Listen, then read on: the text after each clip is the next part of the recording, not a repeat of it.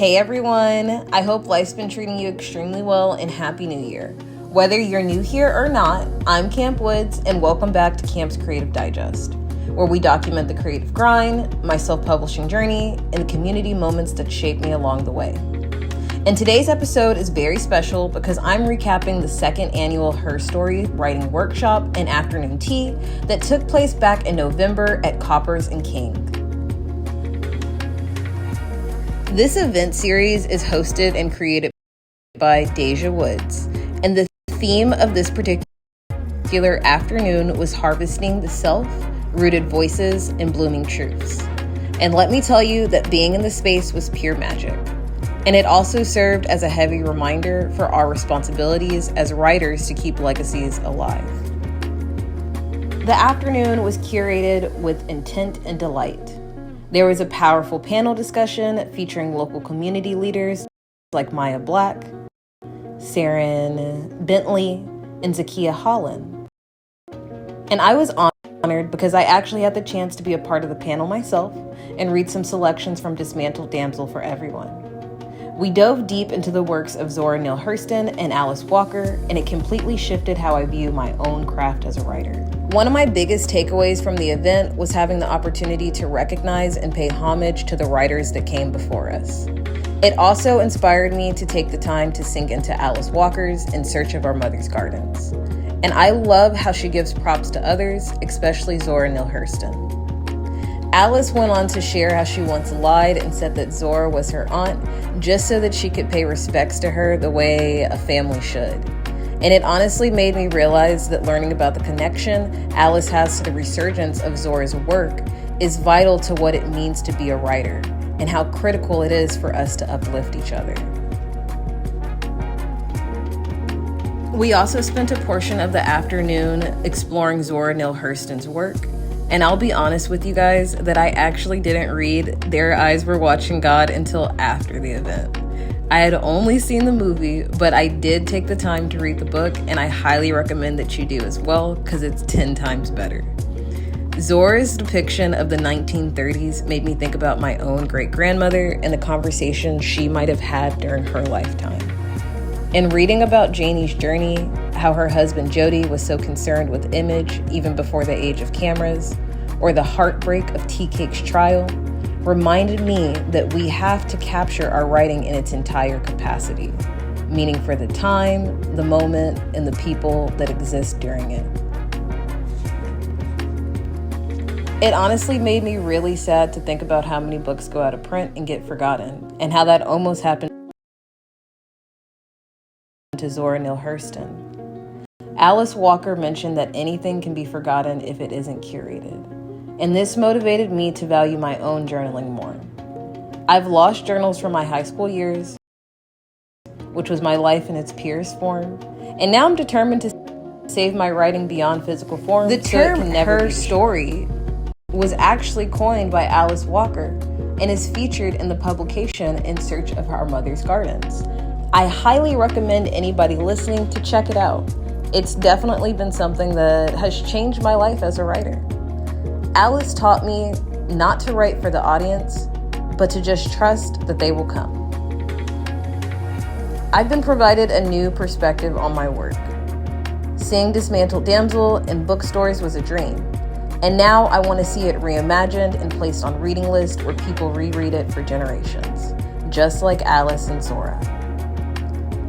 Ultimately, I'm extremely grateful to Zakia Holland and the Kentucky Foundation for Women for the opportunity to bring people together for such a lovely afternoon. If you want to dive into this lineage, definitely check out the HerStory Collective. So thank you guys for tuning in to another episode here at KAMP'S Creative Digest, and thank you for being a part of my own creative legacy. If you enjoyed this recap, please make sure to follow me across all my platforms. And remember to check out the individuals I mentioned today, including Maya Black, Seryn Bentley, and Zakia Holland. And most importantly, don't forget to subscribe to the host, Zakia Holland, and keep up with all future HerStory Collective events. Keeping up with these artists is how we keep the vibrant poetry scene in Louisville alive and thriving. So let's continue to support one another, share space, and keep our stories at the forefront. Until next time, you guys keep writing, keep connecting, and keep showing up for your story. I'll see you in the next video.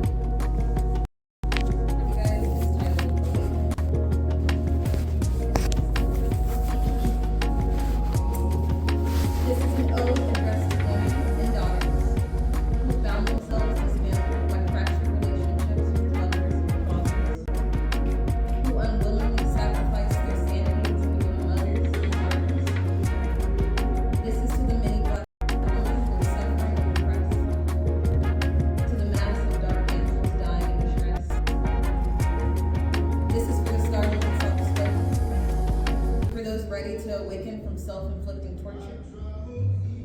There's always more to live, and in the end, most will appreciate it.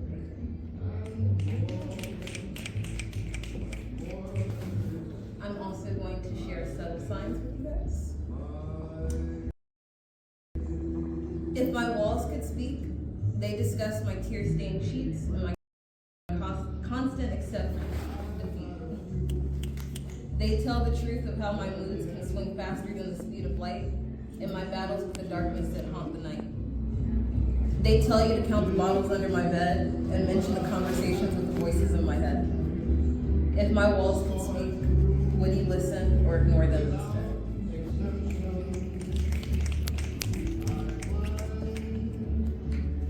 I'm also going to share a generational curse with you guys.